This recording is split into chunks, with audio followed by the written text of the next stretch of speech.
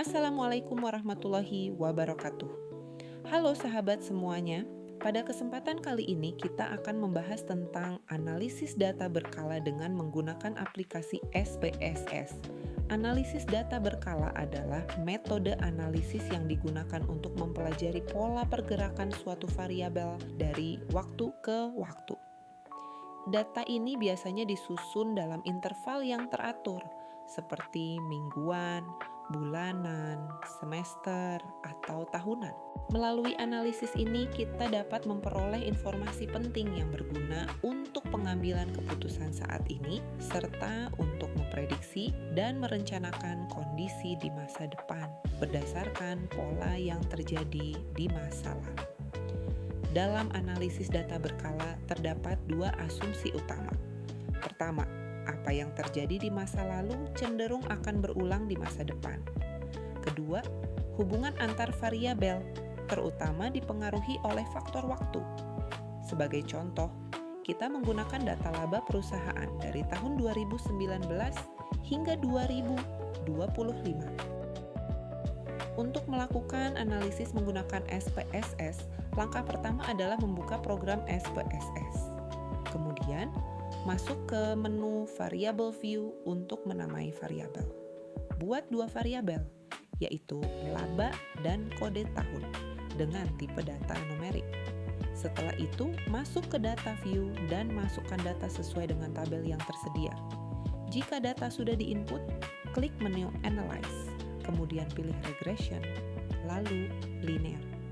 Selanjutnya, pindahkan variabel kode tahun sebagai variabel independen dan laba sebagai variabel dependen. Klik menu Statistics, lalu centang output yang diinginkan, kemudian klik Continue. Terakhir, klik OK untuk menampilkan hasil analisis. Dari output yang dihasilkan, diperoleh persamaan tren sebagai berikut. Y sama dengan 20,036 ditambah 1,893X. Persamaan ini menunjukkan bahwa Y adalah estimasi laba perusahaan pada tahun tertentu. Nilai 20,036 merupakan laba pada tahun dasar, sedangkan 1,893 menunjukkan adanya peningkatan laba setiap tahun. Artinya, setiap kenaikan satu tahun akan meningkatkan laba sebesar 1,893 satuan.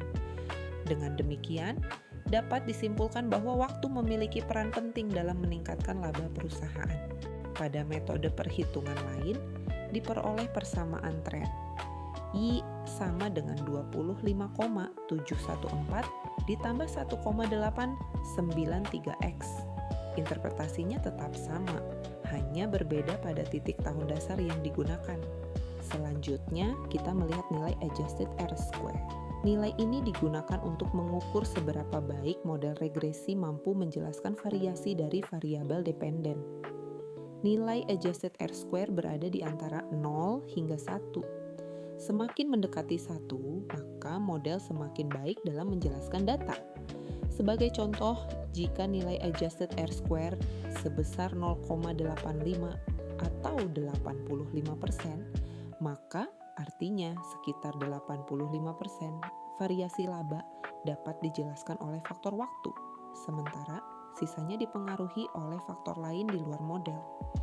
Jika kita menggunakan persamaan Y sama dengan 20,036 ditambah 1,893X, maka saat nilai X sama dengan 0, nilai Y diperkirakan sebesar 20,036.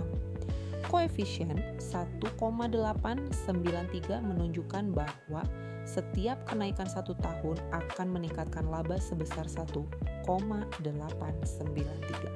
Secara keseluruhan, hasil analisis menunjukkan bahwa laba perusahaan mengalami tren peningkatan dari tahun ke tahun. Rata-rata laba berada di kisaran 20,036 juta rupiah dengan kenaikan sekitar 1,893 juta rupiah setiap tahunnya. Kesimpulannya, waktu memiliki pengaruh yang signifikan dalam meningkatkan laba perusahaan. Wassalamualaikum warahmatullahi wabarakatuh.